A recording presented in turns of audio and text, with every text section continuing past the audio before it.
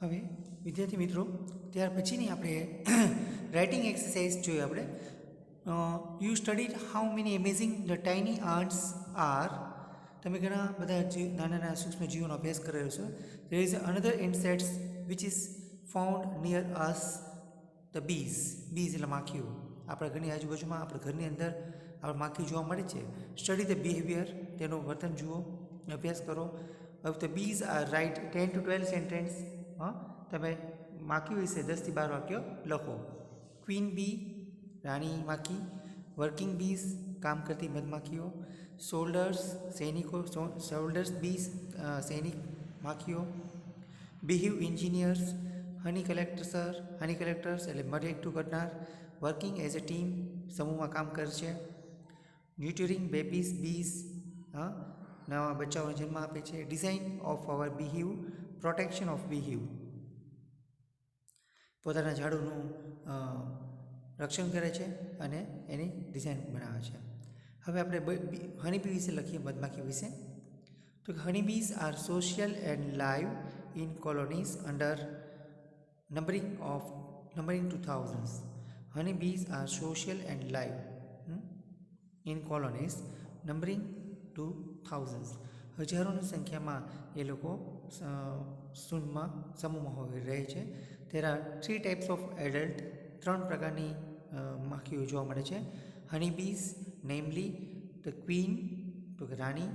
મેલ એટલે માદા, મેલ drones and ઇનફર્ટાઇલ female workers, અને કામ કરતી honeybee.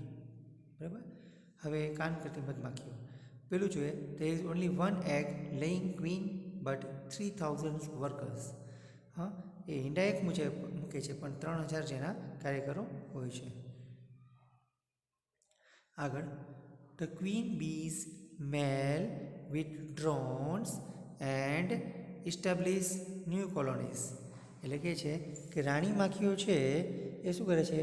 Drones, establish the new colonies, નવી નવી એ ઝાડું ગુંથી રહે છે. બરાબર. Eggs are laid in cells. ઈંડાઓ છે એ અસંખ્યામાં મૂકે છે ઓફ ધ નેસ્ટ, માળાની અંદર. Each queen produce about 2000 eggs a day. દરેક માખીઓ ઓછામાં ઓછા 2000 એટલે 2000 ઈંડા એક સાથે મૂકી શકે છે. આગળ, ધ બીઝ લીવ ઇન હિવ્સ. હિવ્સ એટલે જે આપણે મધમાખીને રહેવા માટે જે ઝાડું બનાવ્યું ને એ. મેડ અપ ઓફ વેક્સથી બનાવેલું હોય છે ત્યારથી. પછી workers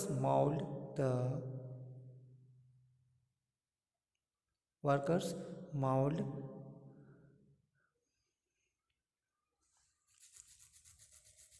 The bees lives in beehive made up of wax. Workers mold the wax and make cells. કામ કરવાની માખીઓ છે એ ઘરને ગૂંથે છે અને એમાં એ ઈંડા રસ ભરે છે. The honey bees workers tend the larva, the secret liquid form of abdominal glands. એની લાળ રસમાંથી જે નીકળતો લાડવા રસ છે એના દ્વારા એ ઝાડને ગૂંથે છે.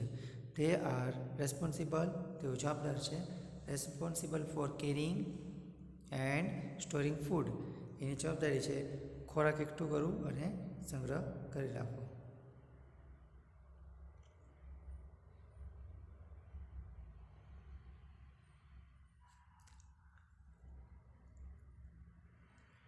They can produce substantial amount of honey. તેઓ ઉત્પન્ન કરે છે, પૂરતા પ્રમાણમાં મધ એકઠું કરે છે. The nectar collected from plants becomes honey. તો શું કહે છે કે નેક્ટર્સ કલેક્ટેડ ફ્રોમ પ્લાન્ટ્સ દ્વારા એ એકઠું કરે છે, become honey. The bee workers emerge as adult and guard the hives. Bee worker મધમાખી, કામ કરતી મધમાખીઓ છે એ શું કરે છે? Workers emerge as adult and guard this. Okay.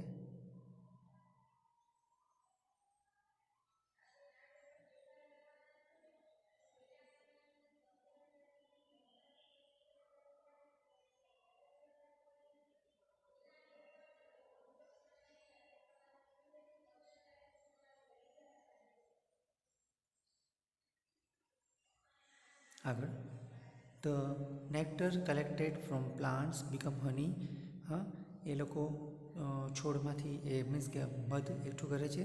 The bee workers emerge as adult and guard the hives. જે માખીઓ છે કામ કરતી, એ શું કરશે, એ પોતાના બચ્ચાઓને અને રક્ષણ કરે છે અને એ ઝાડુમાં રક્ષણ કરે છે. હવે ત્યાર પછીની એક્સરસાઇઝ છે W2. You are watching a rescue operation in which the firefighter is saving a person from a house or fire, and write your commentary of that rescue operation. Rescue ઓપરેશનનો મતલબ કે કોઈ પણ જગ્યાએ અચાનક જ કોઈ બનાવ બન્યો હોય એમાંથી જેને બચાવ કરી બહાર કાઢવામાં આવે એ આપણા માટે રેસ્ક્યુ ઓપરેશન કહેવાય. હવે શું છે તો બ્રેક ધ વિન્ડો, બારી તોડી નાખવું, ગ્લાસ.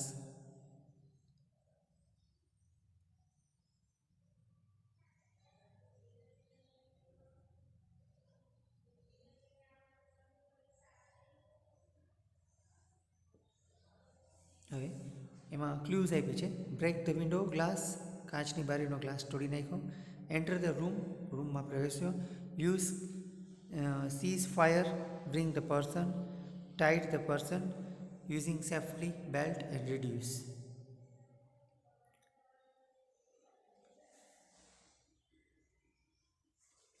હવે પેલું જોઈએ, એ બિલ્ડિંગ વોઝ એબ્લેઝ.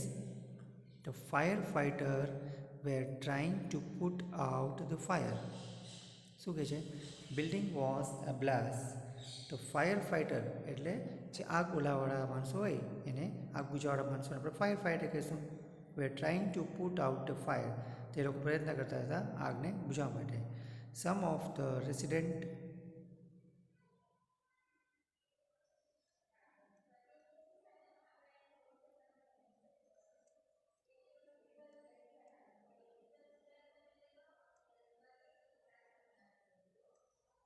હવે આગળ જોઈએ, firefighter. The firefighters were trying to put out the fire. આગ બુઝાવવાળા માણસો પ્રયત્ન કરતા હતા આગ બુઝાવવા માટે. Some of the residents were unable to get out before the fire got worse. એમ કહે છે કે સમ ઓફ ધ રેસિડેન્ટ્સ, એમાંના અમુક લોકો રહેણાંકમાં જે હતા એ વેર અનેબલ ટુ ગેટ આઉટ, બહાર આવી ના શક્યા. બિફોર ધ ફાયર ગોટ વર્સ, આગે એકદમ પોતાનું કાર્ય ઝડપી લીધું એટલે એ બહાર આવી શક્યા નહીં.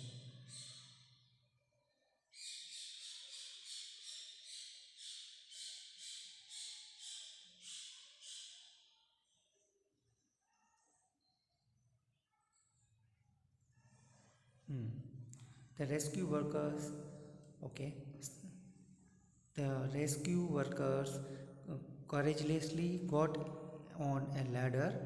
જે બચાવ કાર્ય કરતા હતા એ લોકોએ શું કર્યું, સીડીના મદદ દ્વારા, which was stretched to a window where a little girl was standing asking for help. ત્યાં બારી પાસે એક નાની છોકરી મદદ માગે ચીસો પાડતી હતી.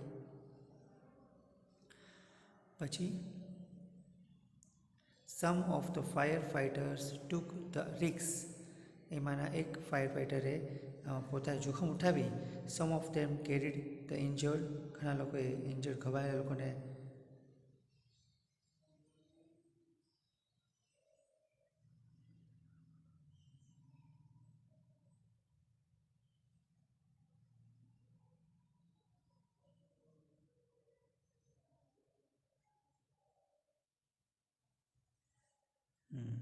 The rescue workers courageously got into a ladder which stretched a window, and the girl was standing asking for the help. Some of the firefighters took the risk to entering the building. એમાંના એકાદ બે આગ ઓલાવાળા માણસોએ જોખમ લઈ અને સીડીના મદદ દ્વારા બિલ્ડિંગની અંદર પ્રવેશ્યા. In spite of huge flames, ત્યાં મોટી એવી જ્વાળા સળગતી હતી. Some of them carried the injured on their shoulders. કોઈએ તેને ઉચકીને પોતાના ખભા પર લઈ લીધી.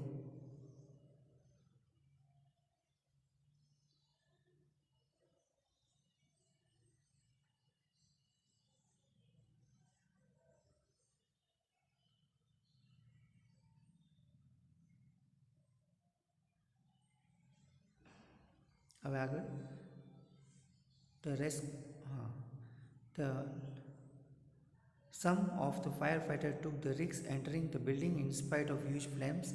Some of them carried the injured and on their shoulders.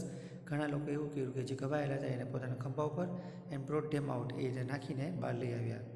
In doing so they themselves get burnt.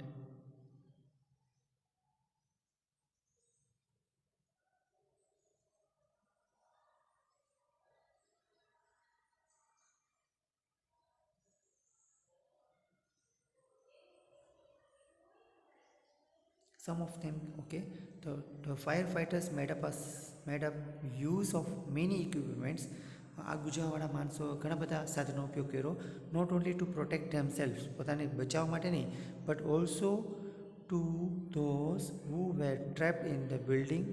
એ લોકોને પણ બચાવવા માટે પ્રયત્ન કર્યો કે જે લોકો બિલ્ડિંગની અંદર ફસાઈ ચૂક્યા છે. Eventually the fire was put, અંતમાં આગ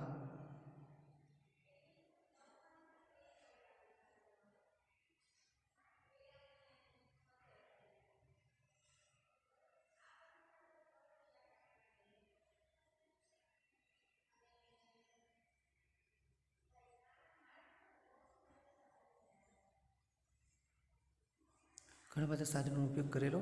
હુ were trapped in the building, જે લોકો બિલ્ડિંગમાં પ્રવેશે તે ફસાઈ ગયા હતા.